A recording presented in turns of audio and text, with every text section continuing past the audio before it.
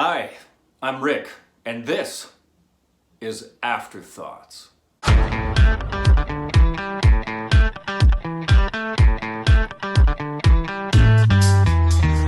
time to spend some time with Rick. It's time to spend some time with Rick. He's a lean and mean former child star, MJ knew him well. Hear him sing, watch him dance, he'll put you under his spell. Behind the scenes, Uncle John or buddy time with his kids. Everybody around the world, tell what time it is. It's time to spend some time with Rick. Jump back, kiss myself. It's time to spend some time with Rick. With Rick. What time is it? With Rick. What time is it? With Rick. What time is it? Hey, welcome back, you beautiful stupid babies and seagull babies as well. I am your host, Rick. This is Afterthoughts, the interview with Swastika, which this is going to be a little bit different because I'm not just going to talk about the interview. I'm going to talk about some things pertaining to acting because, as we know, she is an actress par excellence. And I get a lot of requests from stupid babies and seagull babies asking me to talk about acting. I'm going to review something I've talked about before that I will repeat over and over again about what acting actually is for those of you who are wanting some little training one-on-one, kind of, acting 101. And I would like us to go through a scene from Patolog. It's the scene I referenced in the interview. It is, for me, my favorite moment in Patolog because I believe it is an extraordinarily courageous and brave thing that Swastika did. And as I suspected, she said in the interview, that was something that was improvised by her. It was her thought. And that was something when we watched it, I really had hoped we could talk to her to find out the answer to that because my gut told me that was coming directly from the actor. Many things are done, as you heard in the interview, with collaboration, that directors expect the actors to bring something there, not to just show up and say your lines and leave. That it's expected of the actor to come, not just prepared, but to have done a lot of work and offer some suggestions. And I would encourage any of you who are starting out as actors to not be afraid to make offers and recommendations. The worst thing that's going to happen is somebody's just going to say no. And granted, the more experience you get, the more comfortable you become in making recommendations and the more respected you are in making those recommendations. But don't let an experience stop you from being a collaborator because film is a collaborative effort. But remember, the director's the boss. So even if you have a great idea, if the director says they don't want to do it, you submit to what the director wants to do. We're going to look at this scene. I really hope I'm not going to have any copyright issues. If I did get copyright issues, hello Patreon, Seagull Babies. I'm glad you're enjoying this part. And it'll be clipped right here on my regular channel for those of you who want to see it if it got blocked. Otherwise, let's go. Let's see if we can get into this scene with Swastika. But before I jump into that, I want to mention something very quickly. What is acting? I've mentioned this before, I'll say it over and over again. I'm a firm believer in a definition about what is acting that was given by Sanford Meisner. I myself have taken his answer and just added something to it. Sanford Meisner, if you don't know who he is one of the biggest contributors to the art form in our lifetimes, a 20th century contributor to the art form. There is Meisner technique. You could look into that and see what we're referring to. Corbin and I specifically mentioned it when we saw the trailer and did the movie review for The Lighthouse, specifically the scene in The Lighthouse where Robert Pattinson and Willem Dafoe are just saying what? What? What? What? What? What? What? What? What? What? What? That's what I mean! That's a very Meisner exercise to do. Meisner defined acting this way: living truthfully under imaginary circumstances. That was, for many years, my favorite definition of acting because it is true. Acting is living truthfully under imaginary circumstances. You heard Swastika say it in the interview, that acting is being. You don't act, and you'll hear that over and over again from actors and from Corbin and I. The thing I would like to add to that is a critical element to it. And it may have been implied by Meisner, and yes, I'm actually stepping out on a limb and disagreeing with Meisner, only in this regard. I believe something else needs to be added to it, and it's this: believability. Therefore, what my definition is an additional wording to Meisner's, like this: living truthfully under imaginary circumstances and being believable doing it. Because if you're living truthfully under imaginary circumstances, you're the only one who necessarily will know that. Now, again, Sanford Meisner may have made that implied, but I want to be more direct and articulate it so that it's conscious, not subliminal. It needs to be a definitive forefront reality for both the actor and the audience. When you're acting as well as when you're watching actors, there's just one word. You can put acting, all of what acting entails, for me, is one word: believability. Are you believable? Do I believe you? Any scene I'm watching, comedy, musical, drama, horror, whatever it is, that's my question. Many times I'll be watching, right now I'm watching Grey's Anatomy a lot with Ashley and Harrell, and we'll watch something, and if somebody's doing a good job, I will simply say out loud, I believe them. I believe them. That is the highest compliment right there. I believe you. I believe that person is that person right there in the moment. And there isn't a frame of film in Pathologue where Swastika isn't believable 100% of the time. She doesn't have a false moment. Corbin and I talk about that a lot, about how we watch actors who never have a false moment. Irfan was absolutely at the top of the list in that regard. And as Swastika said in the Afterthought, the entire cast was spectacular. When we spoke with Abhishek about that and the casting, we applauded him because we mentioned when we watched the series how uniformly wonderful the casting was. Therefore, as we go into this scene and watch this together, I want you to think while you're watching, is she believable? Do you believe what you're seeing? Do you believe she's having a private moment? Do you believe that what she's doing is authentic and natural? Is she performing or is she just being? Do you believe the words she's saying are a thought she's having at the moment, or is it a memorized line that she's scripted to speak? Is she listening? As well as Niraj, watch him working with her. Do you believe that this is in the moment? If you do, and I know you're already going to say you do, they've done their job. But I specifically want us to work at the beautiful, I want us to look at the beautiful work of Swastika together.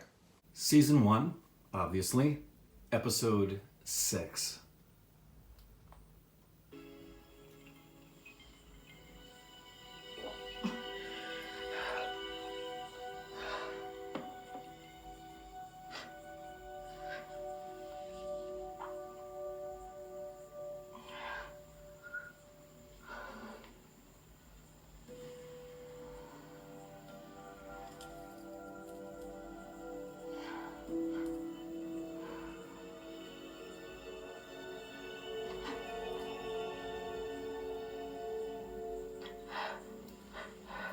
I just want to point out the beauty of the direction in making this a multiple mirror shot. And they did this in Breaking Bad, where the camera's literally looking over her shoulder, but it's being done in such a way with the angles that you can't see the camera in the mirror, which simply doubles down on the privacy factor. It makes you feel like you're genuinely peeking into a deeply private moment. And there's actually acting exercises called private moments that get actors to be private in public. And she's doing a magnificent job because what she's doing is being. She's not indicating, she's not pretending to have some kind of a crisis. She's genuinely being Dolly, looking in the mirror, and she's saying so much without saying anything, because based on what we've seen, she's found out that Sanjeev is having an affair with a younger girl, and everything inside of her, like many women in this position, is saying to herself, what is it about me that he doesn't love anymore? Have I gotten old? Am I not pretty anymore? And it's just beautiful work. Let's continue watching.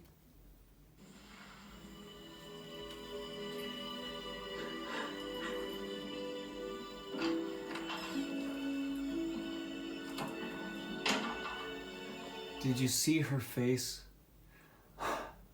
When she holds her breasts up, she looks in the mirror and her face is sad. I'm gonna back it up just a second. Watch her face. It's just a natural. I doubt she would have done it exactly the same every time. In fact, I hope she wouldn't. But watch Swastika's face. The disappointment of, am I not lovable? She's saying so much in that moment. It's so beautiful.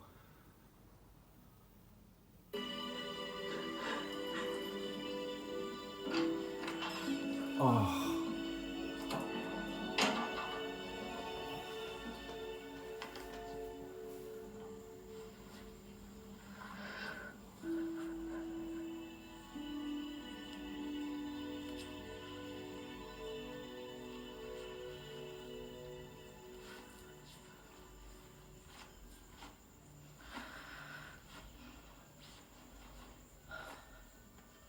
Look at the time they're taking. It's so beautiful. So much time just to let the scene happen. You okay?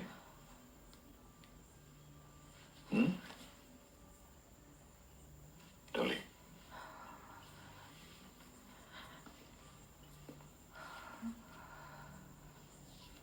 Oh.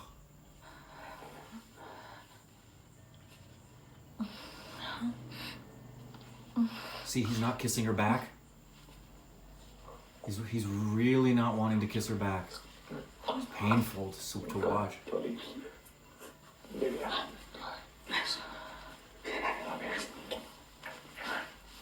She's desperately. This isn't a woman who's simply wanting to be intimate with her husband. This is a woman who's trying to save her marriage. This is a woman who doesn't understand what it is about her that her husband stopped loving. It's just spectacular. I'm not... Dolly, I'm tired, please.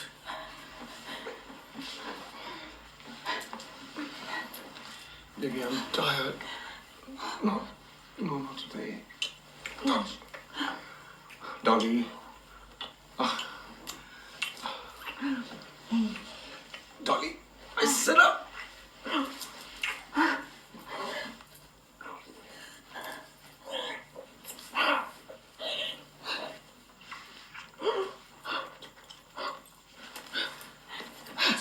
What's gotten into you? What's gotten into you? Huh? I have done 14 expansions. देर हो जाएगी शायद already हो चुकी है बहुत देर I want the baby. I want the baby. Where's that coming from? I think that I should have been a mother by now. I should have been a mother. Dolly, तुम सो जाओ. Been a mother. Please. तुम सो जाओ. We'll talk in the morning. Please, Eddie. Please. Please. We'll talk in the morning.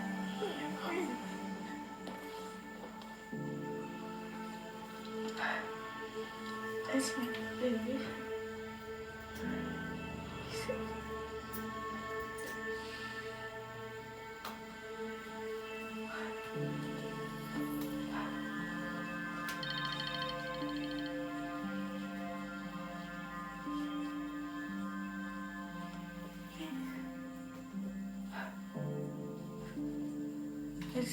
It's hard.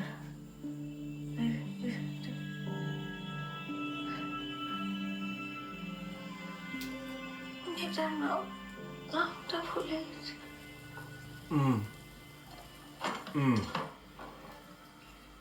Just straight up beautiful, beautiful work. And that improv line at the end, just gorgeous. And when I saw her in just that scene, she has many other moments in the show. The scene where she's in the car with the young man is another beautiful, beautiful scene. But that scene right there said a couple of things to me about this actress. It showed me her depth, because the only other thing we had seen her in, as we mentioned in the interview, was Byomkesh Bokshi. And it was a completely different role. So to see her portray something so different, and in the interview, for her to say how that's what she wants to do, she wants to stretch, she wants to play different characters and not be boxed in, very reminiscent of what Nawazuddin Siddiqui had said to us, which is really what all actors want to do. They don't want to be typecast. They don't want to be stereotyped into a particular role. They want to play all kinds of range. And I saw the depth of her as an actress. I saw the bravery of her as an actress. And it really did make me want to have her play the Meryl Streep character in a remake of The Bridges of Madison County, which I absolutely 100% want to do. I want it to be set in Calcutta instead of in Iowa. And yes, I want to play the Clint Eastwood role. So Swastika, we'll be talking at some point.